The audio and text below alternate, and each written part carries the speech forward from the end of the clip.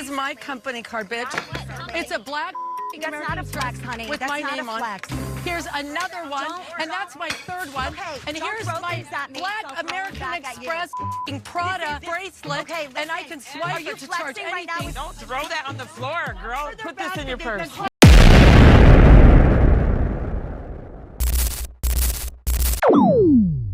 Welcome to another episode of Talk That Talk Reality with Realness. I am your host, Kelly Kells. And I'm your host, Chase. And you guys already know we are here to recap The Real Housewives of Salt Lake City, Season 6, Episode 3.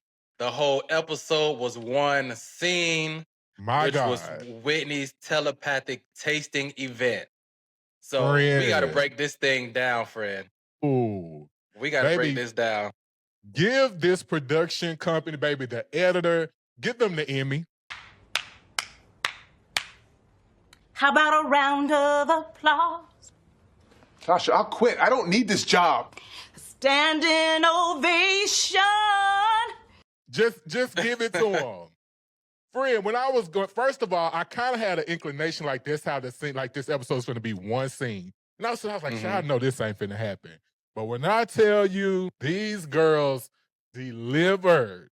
Yeah. They delivered, friend. Now, I got a lot of notes on it, but overall, bitch, when you could just say, turn the camera on, and we roll with it, man, them girls, they showed up. They showed up, friend. When the episode started, I was like, did I miss something? I'm like, I felt like I was starting in the middle of the episode because you're so used to watching like conversations happen and the one-on-one scenes and all of this before you get to like a group scene. Right. So I was like, damn, did I miss something? And it's like, nah, we starting out the gate with a group event, and the event is the episode. Yes. And friend, this is what we were saying in the previous show we did, that you don't always have to wait to the end of the episode to give us the good stuff. Like, give us stuff throughout the show. Now, this is a different case because, bitch, it was just one scene. But get us in at the top two because that's going to make us want to stick around. So, yeah, I enjoy it. But, friend, let's just go ahead and get into what went down, child, since we only got one clip to talk about this week. Yeah. So, Whitney created this event because she said she doesn't feel happy. Child, she had to stop popping her coochie. Ooh. Bye.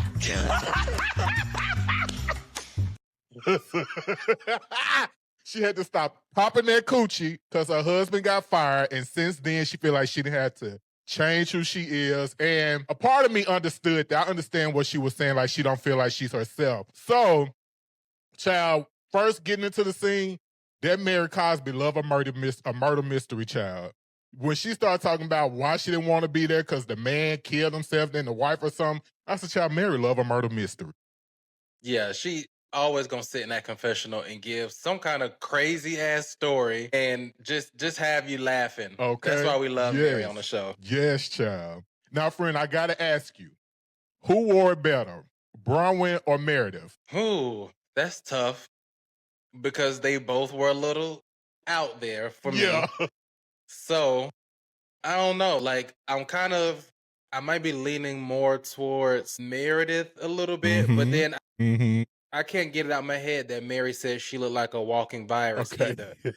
So I'm 50-50 on that one. What about you? Yeah, I'm going to give it to Meredith. I think once they took that little grayscale off of it, when you can actually see the denim in her situation with that little skirt, I thought it was pretty cute. It was very camp, but Bronwyn, baby, I didn't like that. You know, normally I like a Bronwyn situation. She over the top. But bitch, it was giving, baby, let me glue these Dollar Tree flowers on this jacket and go to this event.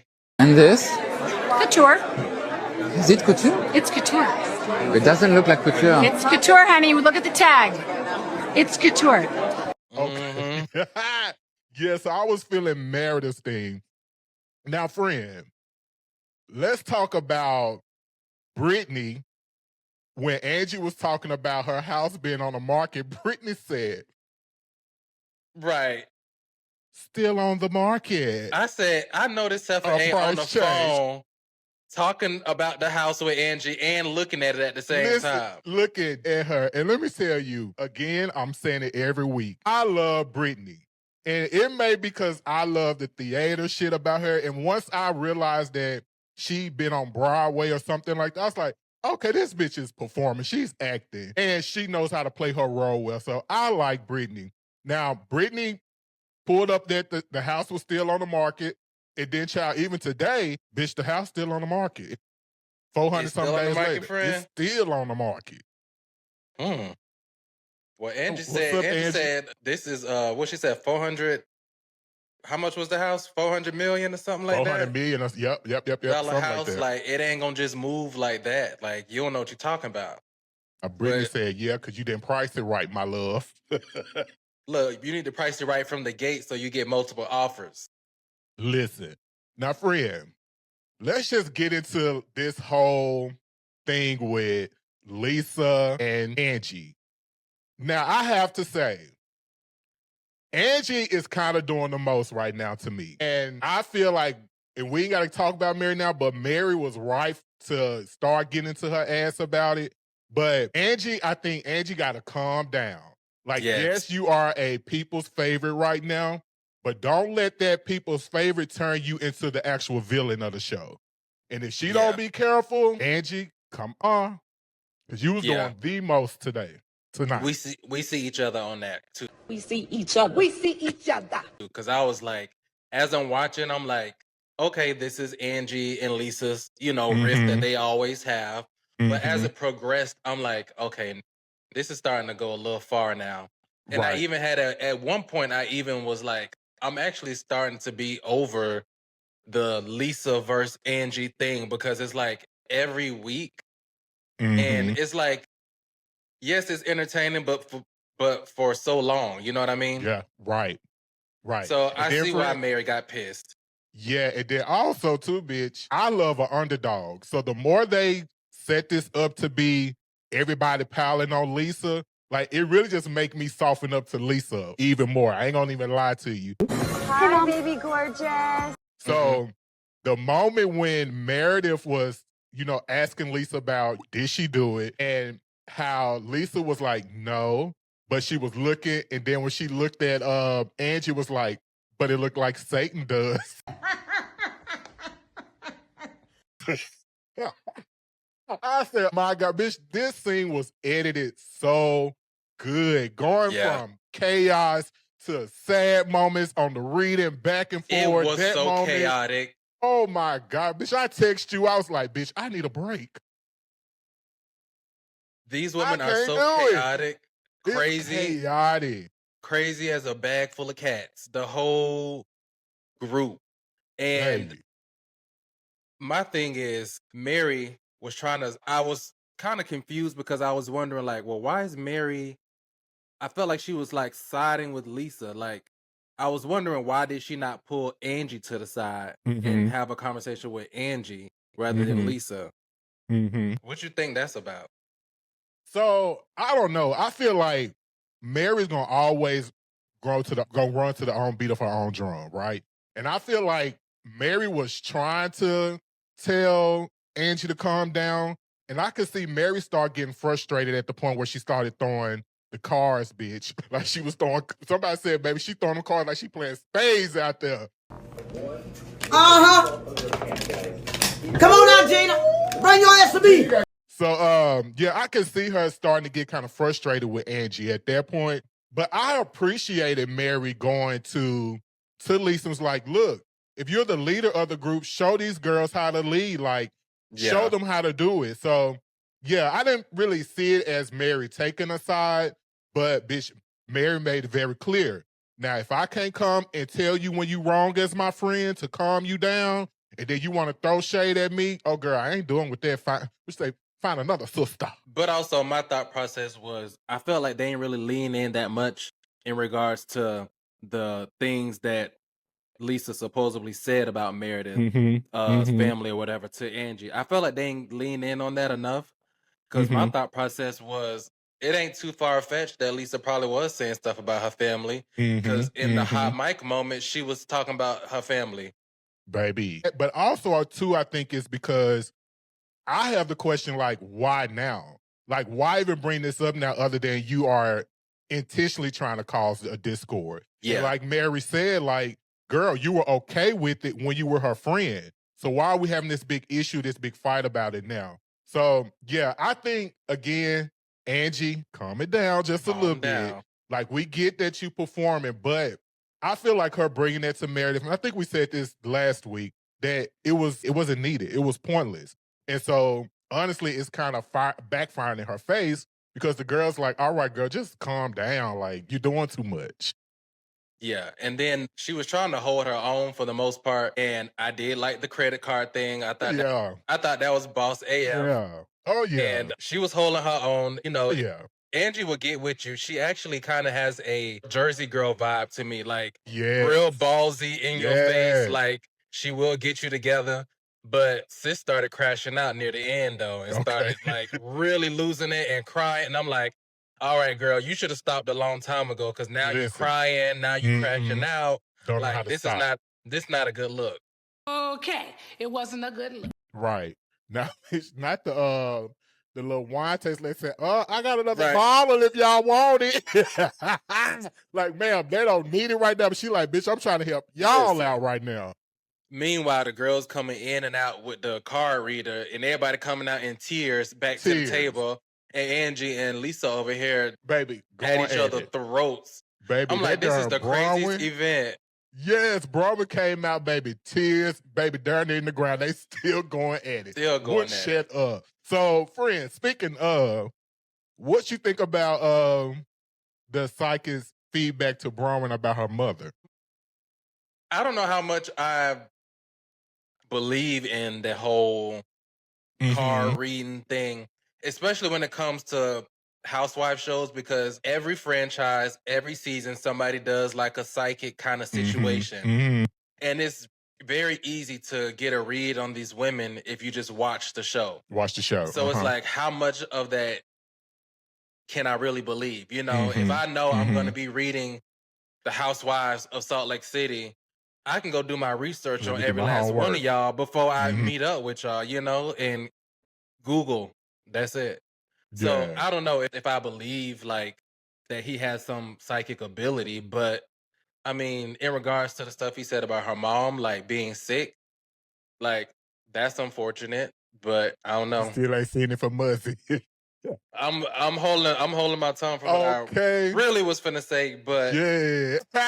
And to that point, friend, it was so funny when Brittany was in there and he brought up the issue with her daughter, and she was like, he wouldn't know that. How would he know? And which they started showing how much she be talking about it throughout the show. I was like, damn, not they just shaded the darn psychic. Right. That's my point exactly. So, I don't know how much I'm buying that. Speaking of your girl Brittany, I already know what you Jared played her like a fiddle.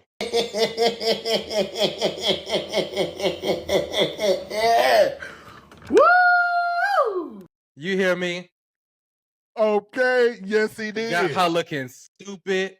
I mean, she do that on her own anyway, but the fact that she over here always talking about this man 24/7, aggravating the whole group of women, and he over here talking to Whitney husband about you, making you look like a gold digger. And Bronwyn said, I like your nerve. Like, y'all talked about me.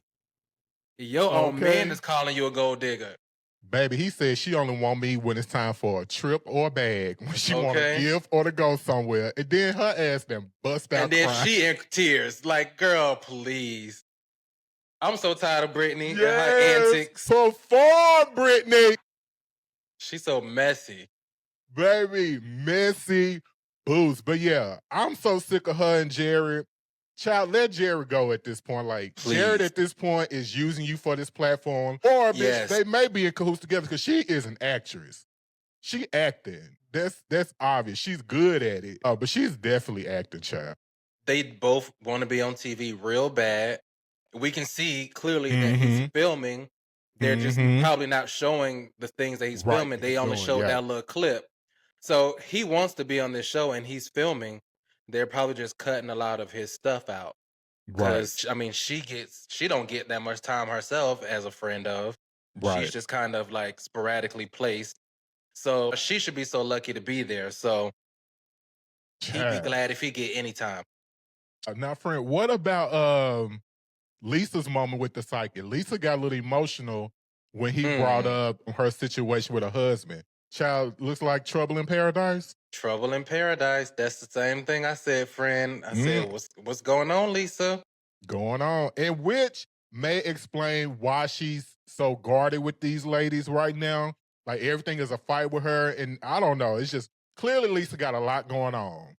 And Lisa, and if you ain't being open and sharing with the girls what's truly going on with you, like you just using it as to create a wall with them, like you're going to have yourself on an island if something happens with you and your husband. So you're going to have to reel it in, be honest with the girls, be authentic with the girls, and tell them what you're going through. So again, and Whitney alluded to that last week too, if I remember correctly. Like be authentic with these girls if these are your group of friends so they can support you. And you know what? You need friends when you're in a situation like this.